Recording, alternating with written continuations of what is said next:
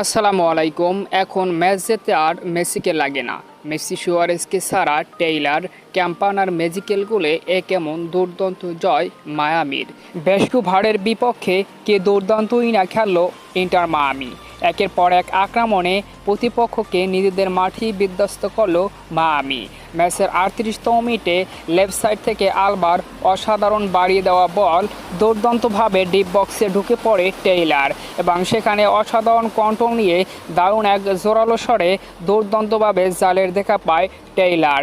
এগিয়ে যায় inter Miami এবং সেই গোলের লিড নিয়ে অর্ধ অংশ পার করে মায়ামি। দ্বিতীয় অর্ধে মাঠে নেমেই যেন আবারও মায়ামির চমক।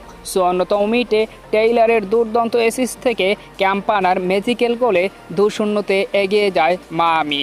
যদিও 72তম মিনিটে পেনাল্টি থেকে একটি গোল করে ব্যবধান কমায় ভ্যানকুভার, তবে লাস্টের দিকে ইন্টার মায়ামিকে বেশ ভালোই চেপে ধরেছিল ভ্যানকুভার। তবে রক্ষণের খেলোয়াড়রা দুর্দান্তভাবে ফিনিশ করে শেষ পর্যন্ত লিওনেল মেসি সুয়ারেজকে ছাড়াই ইন্টার মায়ামি 2-1 গোলের ব্যবধানে অবিশ্বাস্য এক জয় তুলে নেন প্রতিপক্ষর মাঠ থেকে।